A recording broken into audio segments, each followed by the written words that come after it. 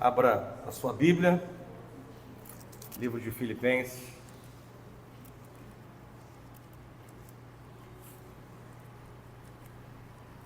Eu só quero destacar com a igreja participou de tudo, mas eu só quero destacar com a igreja que os pais que vieram aqui na frente perderam seu filho há uma semana atrás, né? Então, a força que há dentro deles, 2 semanas atrás, a força que há dentro deles é algo que só o Senhor pode explicar, né?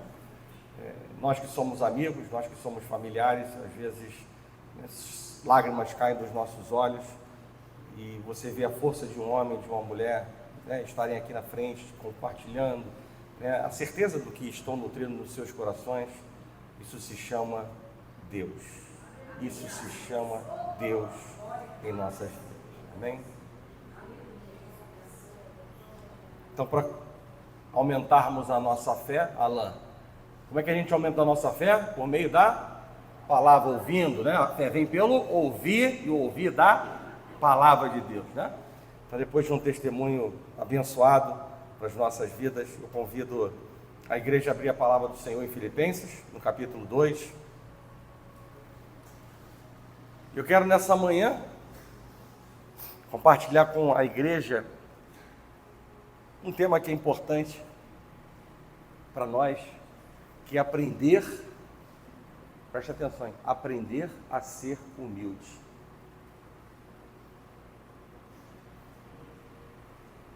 Andarão dois juntos, se não houver um acordo entre Deus e nós? Deus é soberbo?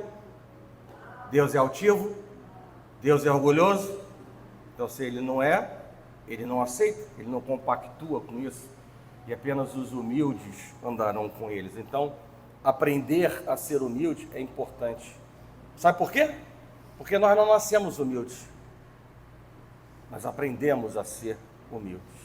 Então, estamos num lugar ainda apropriado, independente das idades, porque a palavra de Deus diz que nunca é tarde para começar algo novo. Então, se a palavra de Deus diz isso, vale para tudo, inclusive para aprender a viver com profundidade e amplitude a virtude da humildade. Filipenses capítulo 2, a partir do verso número 5, diz assim a palavra. Todos acharam? Amém? Tende em vós o mesmo sentimento que houve também em Cristo Jesus. Pois ele, subsistindo em forma de Deus, não julgou como usurpação o ser igual a Deus. Antes, a si mesmo se esvaziou, assumindo a forma de servo, tornando-se em semelhança de homens e reconhecido em figura humana. A si mesmo se humilhou, tornando-se obediente até a morte, e morte de cruz. Pelo que também Deus o exaltou sobremaneira e lhe deu o nome que está acima de todo nome, para que ao nome de Jesus se dobre todo o joelho nos céus, na terra e debaixo da terra, e toda língua confesse que Jesus Cristo é Senhor, para a glória de Deus. Amém? Apenas até aí. Vamos orar. Senhor Deus e Pai, graças nós te damos, Pai, por estarmos na tua casa e por aquilo que o Senhor já fez até esse momento, no meio dos louvores, trabalhando, Deus, no testemunho, em nossos corações, nas nossas mentes. Mas nós cremos, Deus, que ainda mais para o Senhor fazer nesta manhã, porque assim o Senhor nos chamou e o Senhor nos impeliu, e assim estamos motivados de estar na sua casa e com expectativas no nosso coração. Por isso, Pai, tenhas liberdade para trabalhar, mexer em nossas estruturas, para nos acertar os ponteiros da nossa vida, para corrigir rumos que porventura estejam, Pai, desviados para a direita, para a esquerda, para que a sua vontade seja feita em nossas vidas. Antes importa agradar e obedecer a Ti do que aos homens, Pai. Por isso, tenhas liberdade para ministrar a Tua palavra e que ela não volte vazia para a sala do trono da Tua graça, sem que o propósito seja cumprido. E nós declaramos que nada nem ninguém, nada e ninguém tem poder para atrapalhar, ó Pai, impedir, limitar, restringir o que o Senhor tem para fazer, Deus, nessa manhã. Assim nós oramos como corpo de Cristo. Assim nós agradecemos em nome de Jesus e que a igreja do Senhor diga amém. Podem sentar. Eu diria que há muitas pessoas com um conceito errado sobre humildade. Humildade não é aquela uma pessoa que se considera inferior a uns, mas também não se considera superior a outros. A humildade não se identifica com alguém que anda por aí com uma aparência abatida, que hesita a cada encontro. Humildade não tem a ver com andar cingido de pano de saco e cinzas. Mas a humildade é a qualidade de quem age, entre tantas coisas, com simplicidade. Uma característica das pessoas que sabem assumir suas responsabilidades sem arrogância, sem prepotência, sem soberba. E eu diria que aonde há humildade, há o reconhecimento, sim, das próprias imperfeições, das próprias limitações, das próprias restrições. Aonde há humildade, há doação voluntária, há modéstia nas palavras e nas ações. Há sempre espaço para uma coisa importante na nossa vida enquanto a obra de Deus não estiver conclusa, que é aprender. Não somos dono da verdade, mesmo com títulos de mestre e de doutor. E humilde é quem tem esse entendimento também, que há tempo para aprender, e sobretudo de um Deus que não teremos a oportunidade nesta terra de conhecê-lo totalmente. A humildade nos ajuda a tratar as pessoas com dignidade, sem distinção de status social ou aparência física. A humildade, ela nos leva a reconhecer a nossa total dependência de Deus e a confiar em sua provisão em todas as circunstâncias das nossas vidas. E como eu disse no início dessa palavra, não se nasce humilde. Humildade se aprende. E por isso, nós podemos e nós devemos aprender a ser humildes. E o melhor caminho para a humildade, ele é de dentro para fora. Primeiro precisamos aprender a ter pensamentos humildes, sentimentos humildes e depois palavras humildes e ações humildes nesta ordem. Porque primeiro por de dentro, para depois se tornar exposto para a igreja, para a família, para Deus. Ou seja, fica claro que a humildade verdadeira, ela é uma atitude que deve vir do coração e não apenas de um comportamento exterior, né? Podemos produzir humildade? Podemos. Mas a gente precisa lembrar que estamos diante de um Deus que sonda e nos conhece por inteiro. Nós não somos chamados, como ministrei no domingo passado, a viver uma vida de aparência. Estamos perdendo tempo. Se somos como o irmão Alain disse e aprendeu na vida, nós não somos chamados apenas para ser ouvintes da palavra. Nós somos chamados a ser praticantes da palavra, porque todos aqueles que estão ouvindo e não praticam, como a própria epístola de Tiago diz, estão se enganando. A humildade verdadeira não é uma atitude produzida pela filosofia humana, mas ela é produzida pela influência do Espírito Santo de Deus na nossa caminhada cristã. Não nascemos humildes, mas aprendemos a ser humildes. E dito isso, o apóstolo Paulo, ele apresenta os 3 estágios da humilhação de Cristo no texto em que nós lemos, né? Esses versículos que nós lemos em Filipenses, ele mostra para nós de maneira bem clara 3 estágios da humilhação de Cristo. O primeiro estágio é que ele se esvaziou de si mesmo. Então vamos guardando no coração. Eu vou fazer um paralelo. O primeiro estágio é que ele se esvaziou de si mesmo. Cristo, ele se humilhou na sua concepção e no seu nascimento. Mesmo sendo o Filho de Deus, no seio do Pai, desde toda a eternidade, aprouve-lhe se tornar na plenitude do tempo no Filho do homem, feito e nascido de uma mulher humilde, sob diversas circunstâncias bem mais degradantes do que o normal. Esse é o primeiro estágio. O segundo estágio da humilhação é que ele assumiu a forma de servo. Primeiro se esvaziou de si e depois ele assume a forma de servo. Ele sendo Deus. Ele não veio para ser servido, mas para servir. Alimentou os famintos, consolou os abatidos, curou os enfermos, libertou os cativos, perdoou os pecadores. Mesmo sendo o Mestre e o Senhor, ele nos deu como referência, como exemplo, o exemplo de como servir.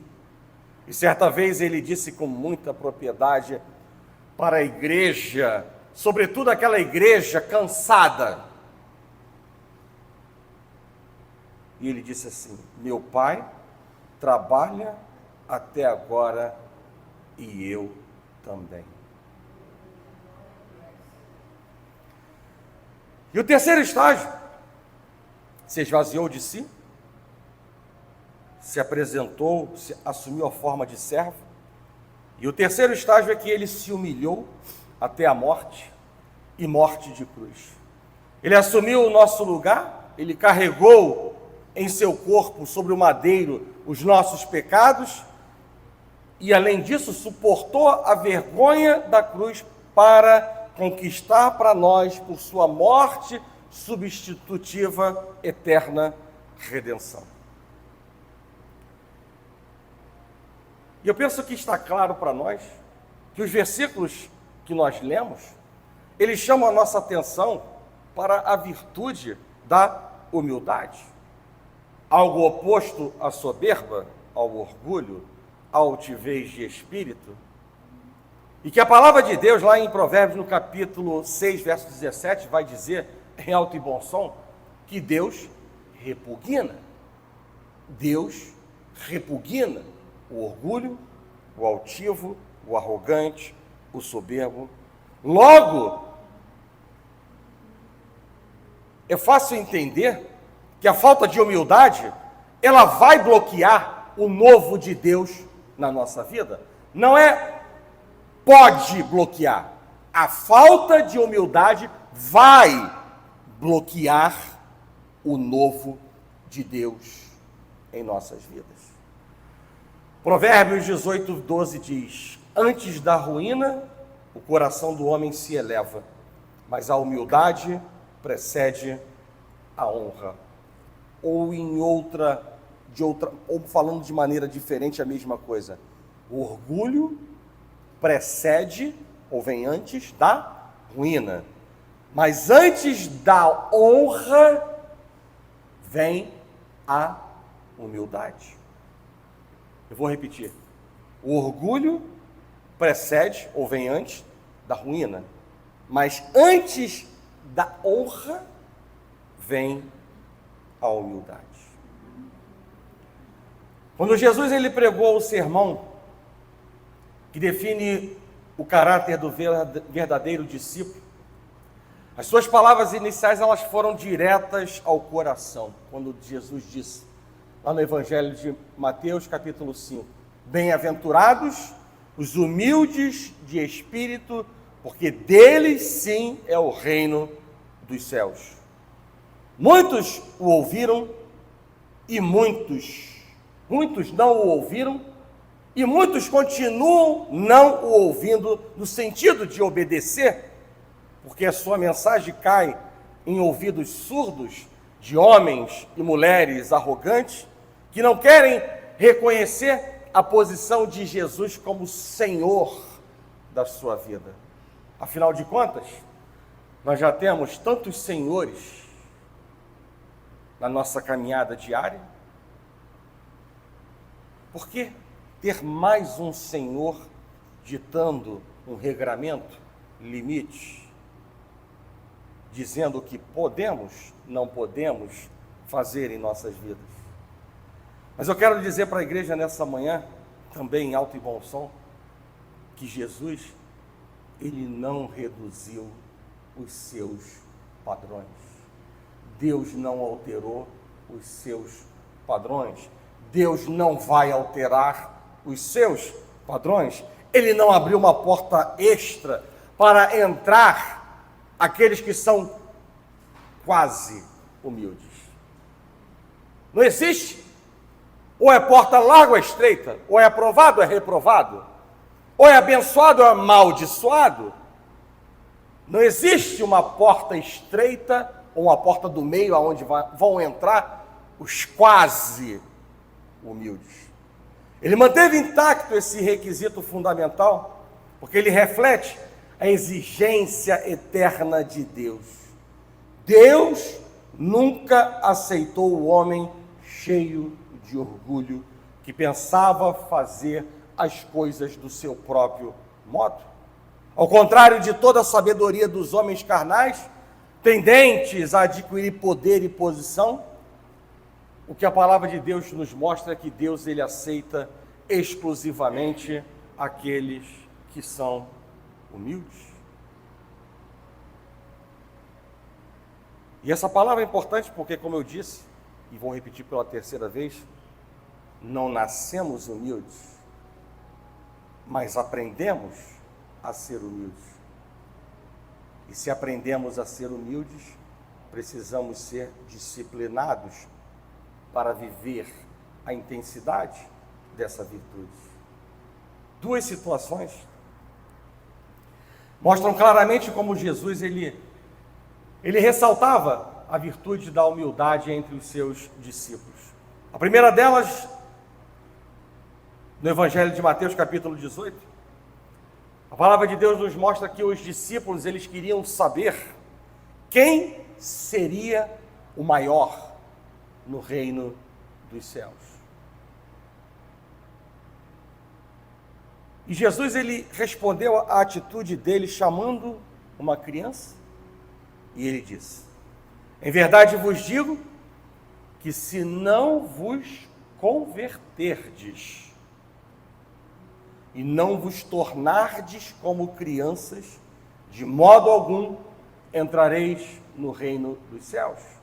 Portanto, aquele que se humilhar como esta criança, ou seja, no sentido de confiança e dependência no Pai, no sentido de humildade e sinceridade, Jesus complementa dizendo: esse é o maior no reino dos céus.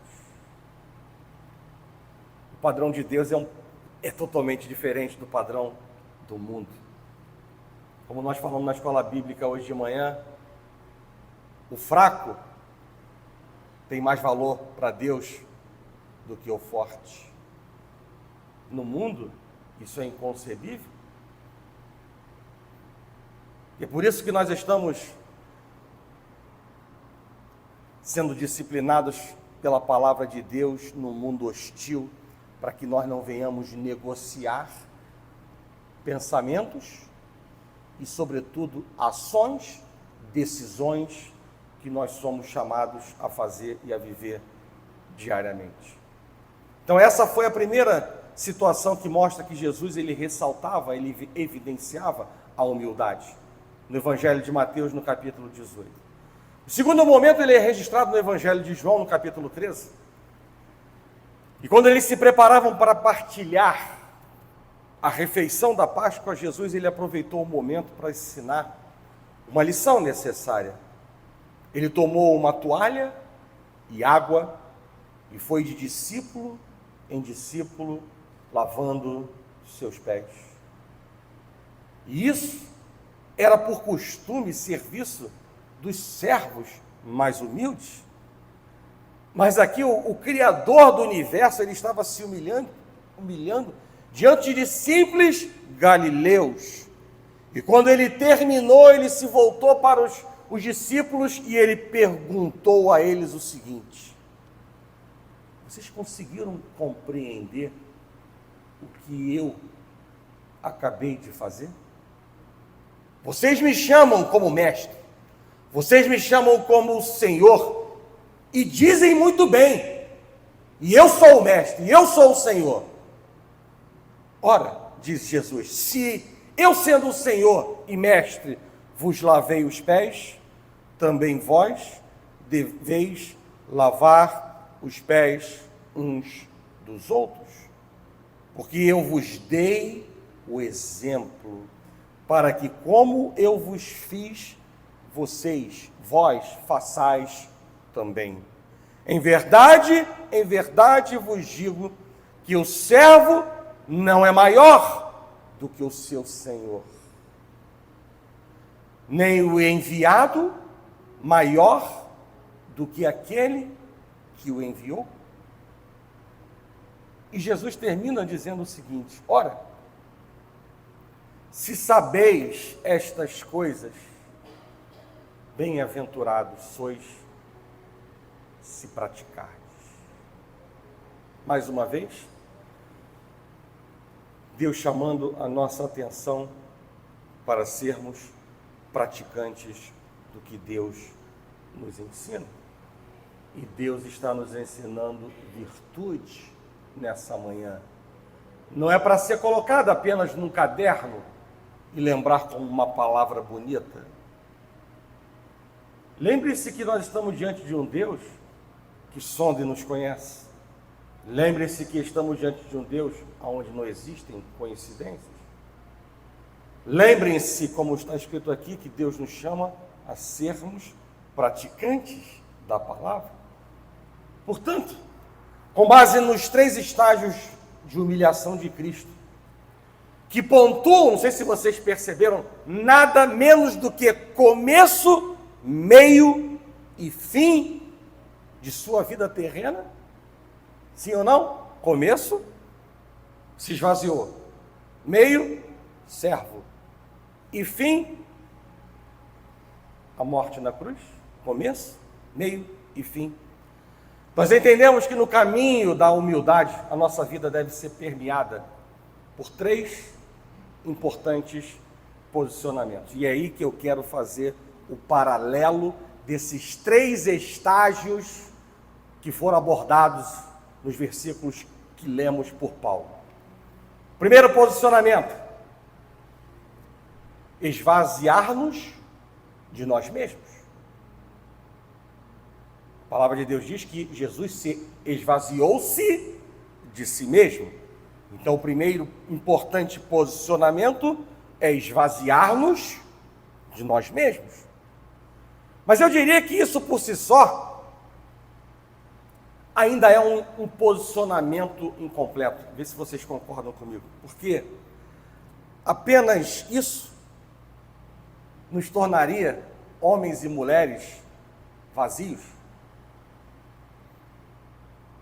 de Deus, indiferentes a Deus, reprovados por Deus. É preciso nos esvaziar de nós mesmos e que o Senhor, sim, Ele cresça em nós. Isso é um processo virtuoso. É preciso nos encher do Espírito Santo, conforme revelado na própria palavra de Deus em Efésios, no capítulo 5, a partir do verso 19. De que maneira? Esses 3 versículos vão dizer para nós, versículo 19, 20 e 21. 3 importantes coisas: entoando louvores ao Senhor com um sincero coração, primeiro. Segundo, dando sempre graças a Deus por tudo.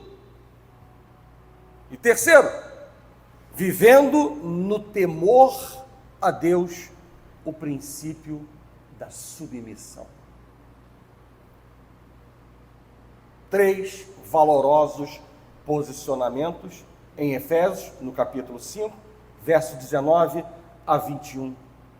Para quê? Para nada? Não. Vamos pegar um gancho com a palavra da semana passada? Para dar muitos e bons frutos, conforme o chamado de Deus. Eu disse isso na semana passada. Frutos não são opcionais na nossa vida. Porque a palavra de Deus diz que o discípulo, ele produz muitos frutos. Então, se não produzíamos muitos frutos, nenhum fruto, nós não somos discípulos. Eu disse isso na semana passada. Talvez seguidores, ou como o irmão Alan falou, ouvintes da palavra. A base desses frutos, de onde virão outros, ele está listada em Gálatas, no capítulo 5, verso 22, que eu fiz menção na semana passada e eu vou repetir nessa. Primeiro posicionamento, preste atenção, primeiro importante posicionamento é esvaziar-nos de nós mesmos. E aqui eu vou relembrar para a igreja a lista base desses frutos e de onde virão outros frutos.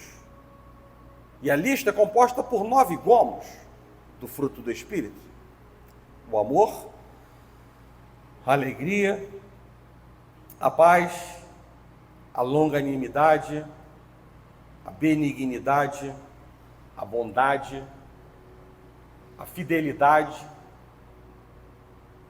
a mansidão e o domínio próprio.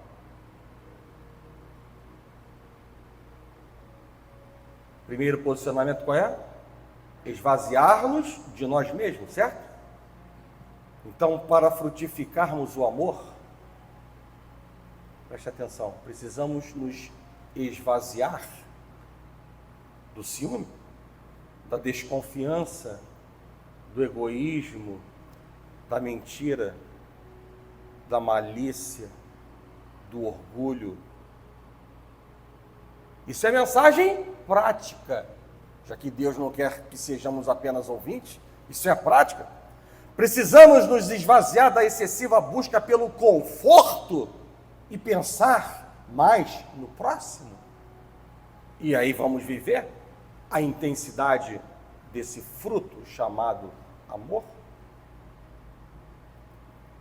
Para frutificarmos a alegria, que é o segundo gomo do fruto do Espírito, nós precisamos nos esvaziar. A igreja está entendendo? A igreja está entendendo aonde eu quero chegar? A igreja está entendendo que eu estou falando de esvaziar-nos de nós mesmos para alcançar alguma coisa? Então, se queremos o fruto da alegria, precisamos nos esvaziar da murmuração, da ingratidão, que contaminam os nossos pensamentos e nos impedem de viver as bênçãos de Deus no presente. Amor, alegria, paz.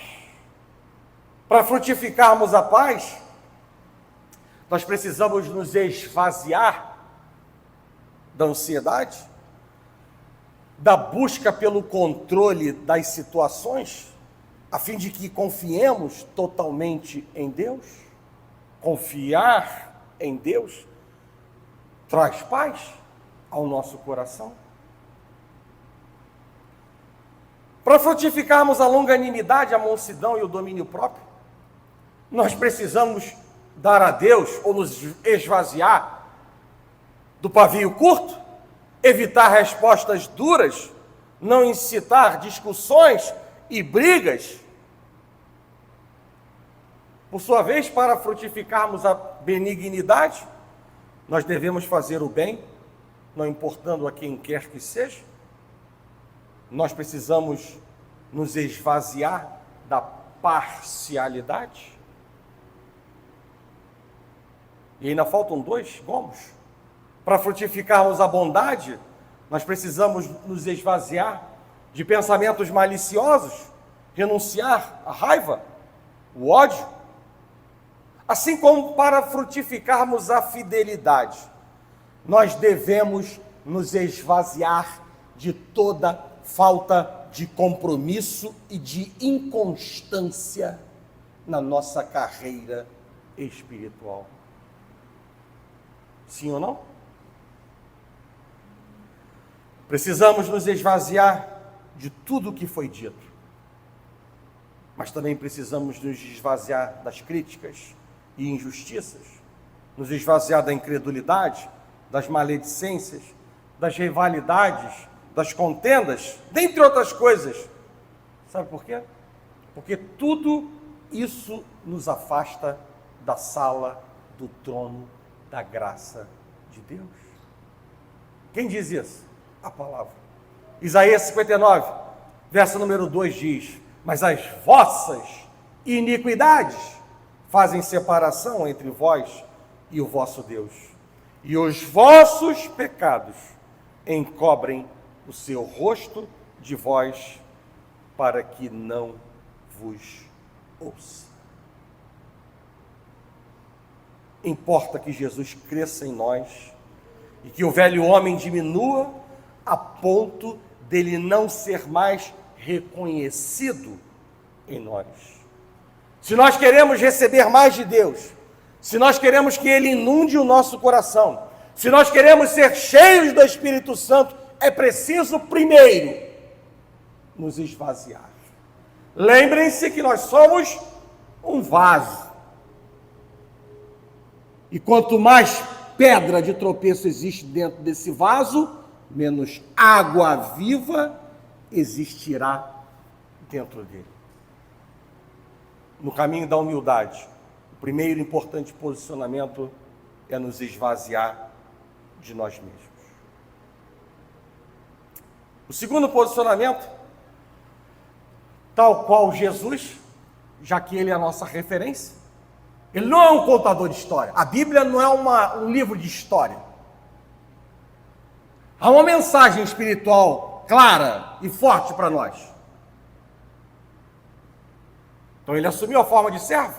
Então, o segundo importante posicionamento é assumir a condição de servo de Deus, de discípulo de Jesus.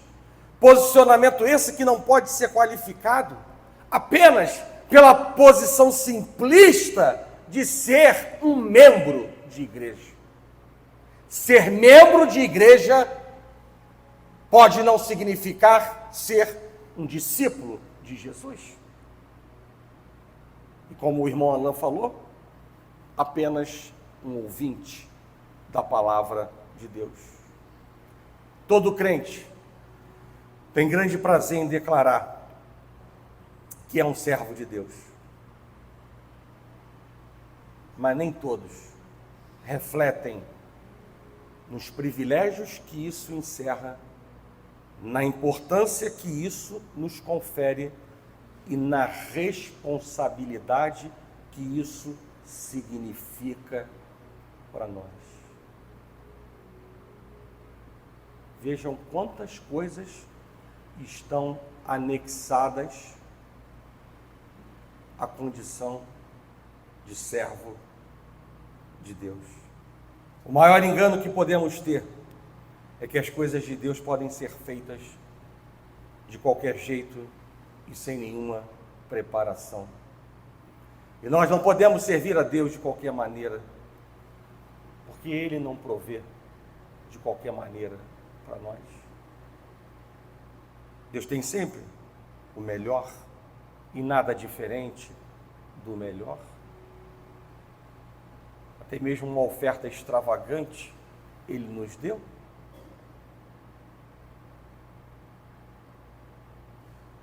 Se somos testemunhas de Cristo, nós somos chamados a viver o que Ele viveu, da maneira como Ele viveu, na intensidade e na pureza como Ele viveu, buscando a excelência no que fazemos. Quando falamos que alguém tem que se preparar por muitos anos, investindo muito tempo e dedicação para exercer a medicina, né?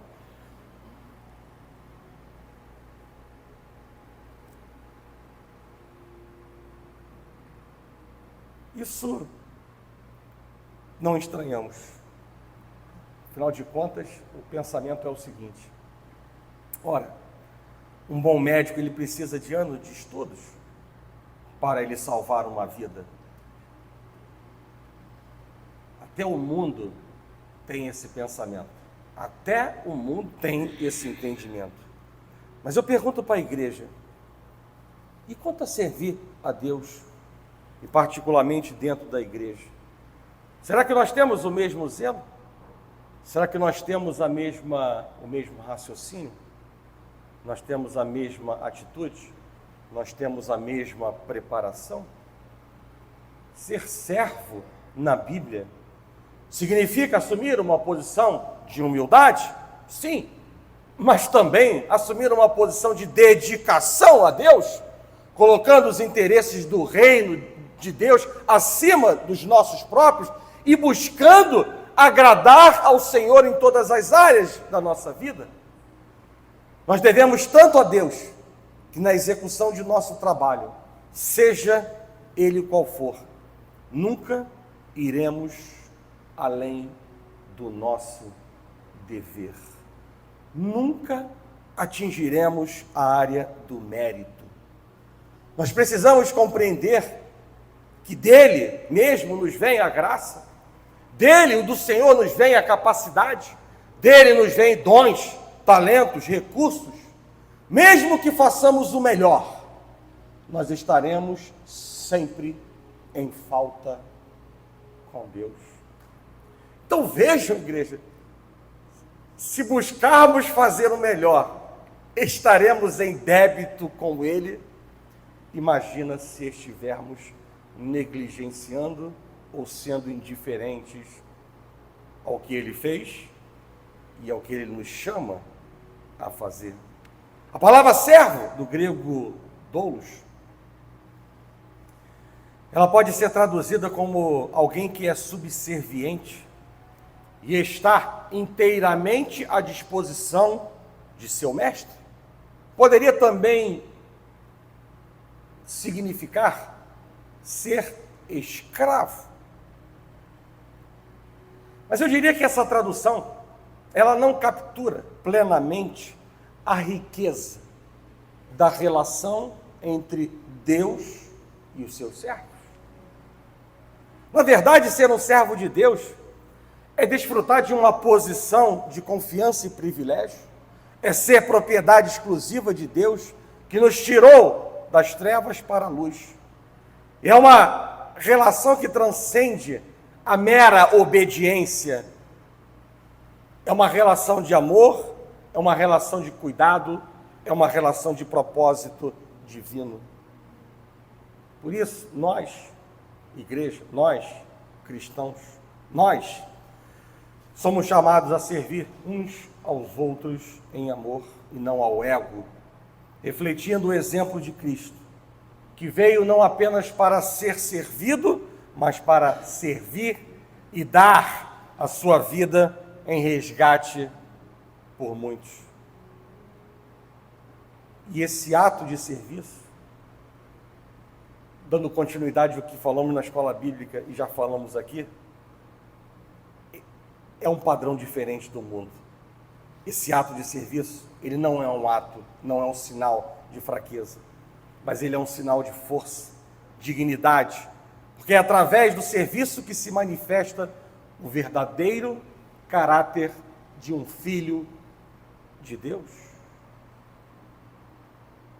A servidão bíblica, portanto, ela não é uma condição de subjugação, mas uma escolha que nós fazemos de nos alinhar aos propósitos de Deus. Uma expressão de fé e devoção que honra a Deus. Um chamado para seguir os passos de Jesus, servindo ao próximo e propagando a justiça, a paz e o amor ao próximo. E por isso, somos feitos de decisões.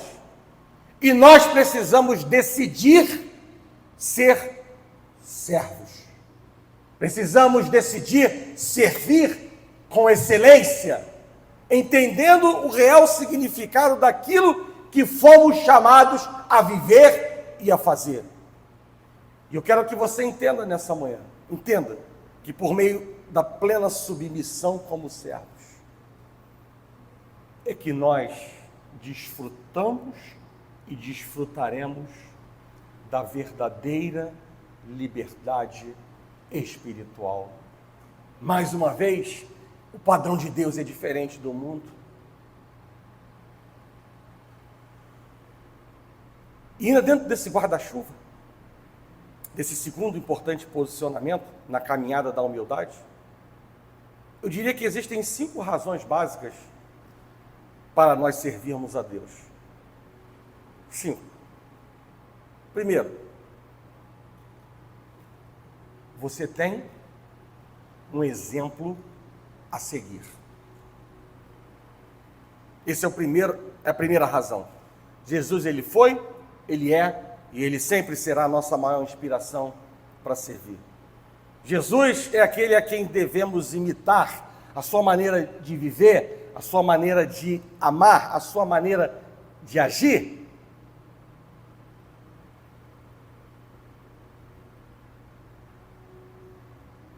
Você e eu, nós existimos para fazer o que Jesus fez. Há um louvor que eu gosto que diz assim: se não for para te adorar, para que nasci. Se não for para te servir, por que eu estou aqui? Você e eu existimos para fazer o que Jesus fez. Primeira mensagem, dentro dessas 5 razões: viva para servir a Deus. Segunda razão, a primeira, você tem um exemplo a seguir. A segunda razão, você tem uma tarefa a cumprir. Antes mesmo de nascer, Deus já definiu uma missão para cada um de nós nessa vida. E o que Deus disse ao profeta Jeremias serve para mim e para você. Quando lá no livro de Jeremias, capítulo 1, verso 5, ele diz assim: antes que eu te formasse no ventre materno, eu te conheci, e antes que saísses da madre, eu te consagrei. E essa palavra valeu para Jeremias e ela vale para nós. Ninguém vive por acaso. Como o irmão Alain corretamente analisou a passagem do Yuri no seio da família deles e no seio da nossa família, Nova Vida de Botafogo. Ninguém vive por acaso. Há um propósito. E quão bom é quando a gente descobre esse propósito, ou escuta o que Deus tem para falar conosco, para nos edificar e nos fazer avançar para as coisas que o Senhor está preparando para as nossas vidas.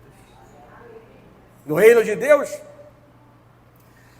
você tem uma posição, você tem um lugar, você tem um propósito, você tem um papel, você tem uma função a cumprir. Jesus, ele disse assim: não fostes vós que me escolhestes a mim. Pelo contrário, preste atenção que Jesus falou. Pelo contrário, eu vos escolhi a vós outros e vos designei para que vades e deis fruto e o vosso fruto permaneça. A mensagem é clara. Você foi chamado para frutificar no reino de Deus. Então, a segunda importante razão para servir está aqui. Cumpra a sua tarefa.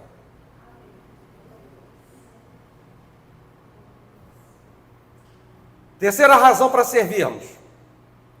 A primeira, temos um exemplo. A segunda, há uma tarefa. E, obviamente, nós não estamos soltos, sozinhos. A terceira razão para servir é que você foi capacitado por Ele para servir. Deus nos dá uma tarefa para cumprir, mas Deus nunca nos abandona. Se Deus nos chama a evangelizar, Deus colocará as palavras na boca. Se Deus nos chama para o ensino, Deus nos capacitará para sermos bons professores. Deus não nos abandona, Ele está conosco e Ele nos capacita com dons espirituais para que nós possamos realizar a tarefa que Ele nos dá. Porque o que vamos fazer é para a glória minha? Não, é para a glória dele. Deus capacita os escolhidos para servirem com excelência. Independente de quem você é, Deus nos capacita a servir com excelência. Quarta razão. Primeira razão, temos um exemplo a seguir. Segundo, temos uma tarefa a cumprir. Terceiro, você foi capacitado por Ele. Quarto, gostando ou não, você prestará contas a Ele.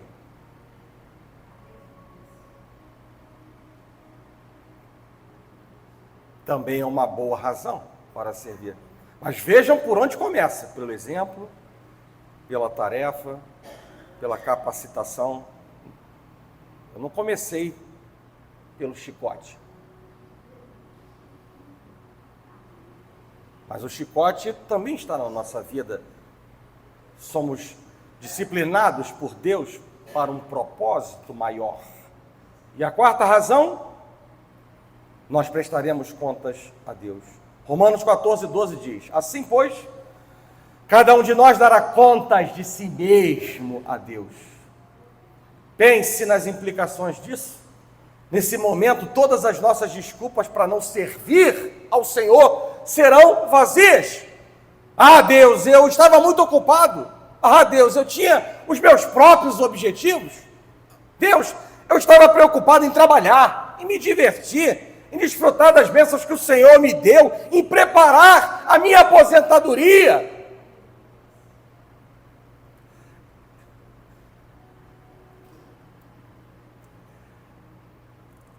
E a todas essas justificativas e outras, Deus ele vai responder de maneira muito clara. Isso não é uma resposta, certo? Eu o criei, salvei, chamei e ordenei você para que tivesse uma vida de serviço, servir a mim e servir aos outros. Deus, ele quer nos usar para fazer a diferença. O que importa, Alain e Vanessa,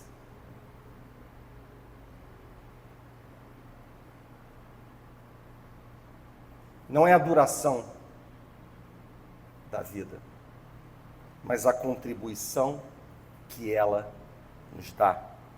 Não o quanto você viveu, mas como você viveu. Por isso, viva de maneira intensa o seu chamado, porque no dia da prestação de contas não haverá tempo e nem espaço para desculpas diante de Deus. Quinta razão. A primeira, temos um exemplo. A segunda, há uma tarefa. Terceiro, Deus capacita. Quarto, vem o chicote, para nos lembrar que a carne às vezes tenta falar mais alto que o espírito. Mas a quinta, voltando para aquilo que nos agrada, a quinta razão para servir a Deus é que nós seremos recompensados por Ele. Apocalipse capítulo 22, verso 12 diz assim: E eis que venho sem demora, e comigo está o galardão que tenho para retribuir a cada um segundo as suas obras. Portanto, seja um servo fiel e sensato, seja responsável com aquilo que Deus colocou em suas mãos, sirva ao Senhor voluntariamente e com toda dedicação. Esse é o nosso desafio, esse é o nosso chamado. E aí eu vou dizer para a igreja, resumindo o que falei: viva para servir a Deus, porque você tem um exemplo a seguir, porque você tem uma tarefa a cumprir, porque você foi capacitado por Deus, porque você prestará contas a Deus, mas também porque você será recompensado por Deus.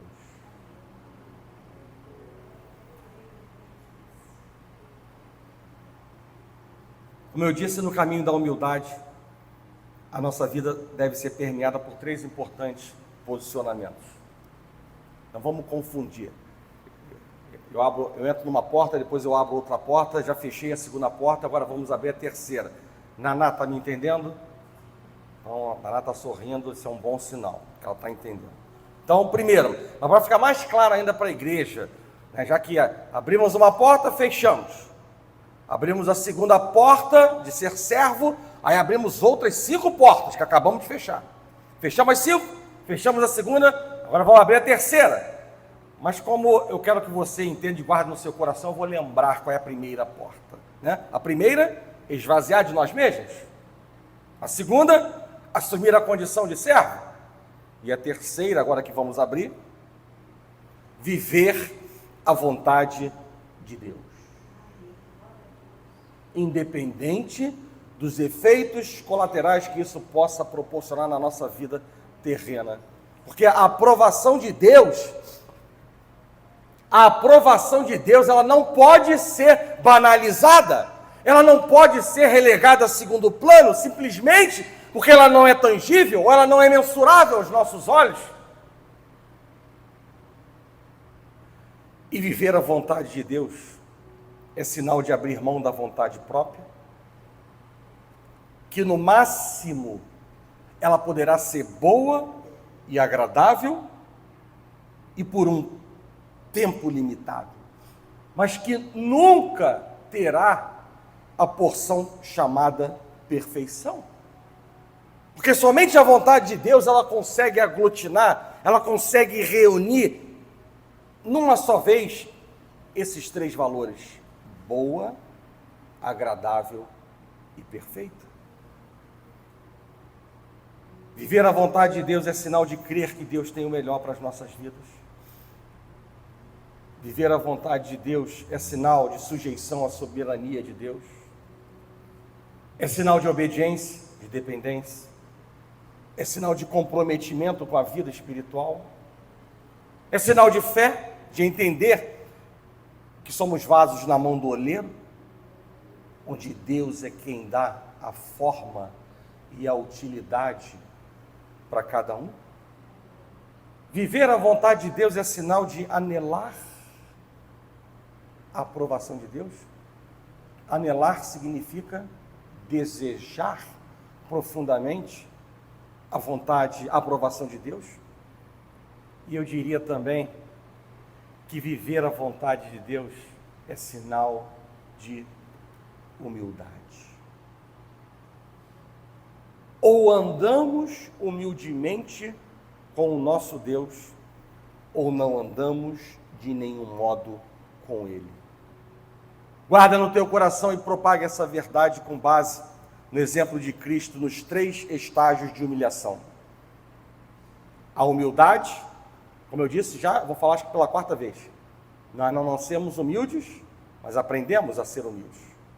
Guardaram isso? Então, a humildade, ela nasce quando há um coração disponível a se esvaziar de si para que o Senhor cresça nele. Assim, a humildade nasce. A humildade cresce quando há uma vida que se rende à palavra de Deus, à vontade de Deus. Ela nasce de um jeito, ela cresce por meio de outra coisa, e a humildade, ela se consolida quando se entende e se respeita a relação Senhor-servo. E mais ainda, ela nasce, ela cresce, ela consolida, e a humildade, ela gera prosperidade. Sabe por quê? Porque a origem da palavra humildade, ela nos remete a humus, que quer dizer terra fértil, rica em nutrientes, preparada para receber a semente. E esse tipo de terra, segundo a parábola do semeador, é aquela que é capaz de produzir frutos a 100, 60 e 30 por um. Por isso, a humildade, com base neste raciocínio, ela gera prosperidade para as nossas vidas. Mais uma vez, algo diferente do padrão do mundo. Mas Deus mostra na sua palavra que isso é uma grande verdade. E mais ainda, a humildade, ela nos conduz ao caminho da salvação. Não deixe para amanhã o que você pode e deve fazer no dia que se chama hoje. Porque, como já foi dito, nós não nascemos humildes, mas nós aprendemos a ser humildes. Amém? Alguma dúvida? Lidiane copiou tudo no coração.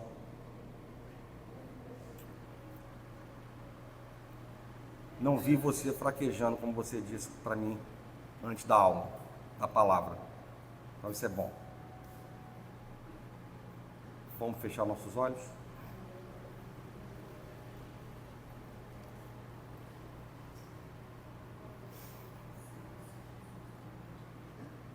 Senhor Deus e Pai,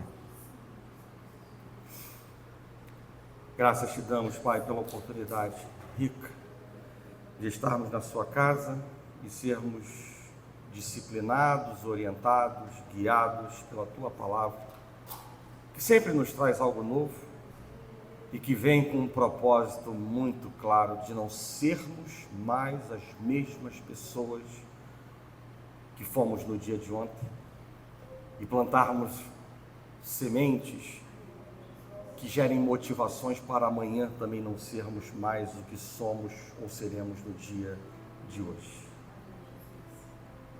Deus, em nome de Jesus, tu tens liberdade nessa manhã. Aquilo que eu não posso fazer, o Senhor pode. Entra, Deus, nesses corações, quebra, Deus, pedras de tropeço, sentimentos, ó Pai, que não se coadunam com a tua vontade, com o teu querer e com o princípio da humildade. Pai, de nada valerá a soberba, de nada valerá o nariz em pé, pavio curto, de nada valerá o orgulho, de nada valerá, Senhor, ter resposta para tudo, de nada valerá, Senhor, ponderar em cima daquilo que o Senhor, de maneira clara, nos chama a viver por meio da sua palavra. Por isso, Pai, que diminua nós e o Senhor cresça em nós. Não queremos apenas nos esvaziar de nós mesmos, porque nós já chegamos à conclusão que seríamos vazios, apenas nos esvaziando de nós mesmos, mas nós precisamos e queremos que o Senhor nos encha com teu Espírito, Pai, para que nós possamos, Deus, mergulhar em águas mais profundas e, ó Pai, te conhecer de uma maneira que, Pai, que a tua palavra diz que nem olhos viram e nem ouvidos ouviram e nem jamais penetrou em coração humano aquilo que o Senhor tem reservado, destinado, preparado, Pai, para as nossas vidas, Pai. Obrigado, Pai, pelo teu cuidado. Obrigado, Pai, porque o Senhor sonda e nos conhece e sabe, Deus, aquilo que nós precisamos ouvir para crescer, ouvir para se arrepender, ouvir para se converter, ouvir para transformar, Deus, nossas vidas, Pai. Quão gratos somos que os seus caminhos e os seus pensamentos são muito mais altos do que os nossos, Pai. E por isso, Pai, anula a nossa voz, anula, Senhor, ó Pai, os nossos desejos e sentimentos e visões limitadas, Pai, que temos, para que a Tua soberana, boa, agradável e perfeita vontade, ela seja vivida, Deus, em nossas vidas, Pai. Sê conosco, Pai, nessa manhã. Abençoa, Deus, a Tua igreja, Pai. Cuida, Deus, desses corações e dessas mentes, porque nós somos feitos de decisões. A todo momento estamos decidindo, Pai. Ajuda-nos. O querer e o realizar pertencem a Ti. E por isso, Pai, que a Tua voz seja predominante em nós, para que o realizar por meio das nossas decisões seja segundo o Teu querer e não segundo a nossa vontade, Pai. Assim nós oramos.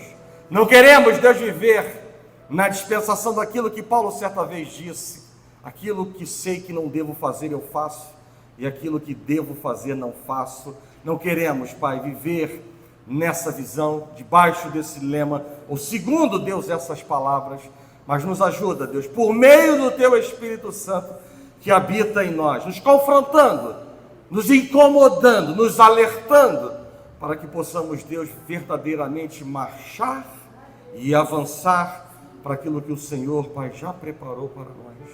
Assim nós oramos e nós agradecemos por tudo, em nome de Jesus, e que a igreja do Senhor diga amém. Amém.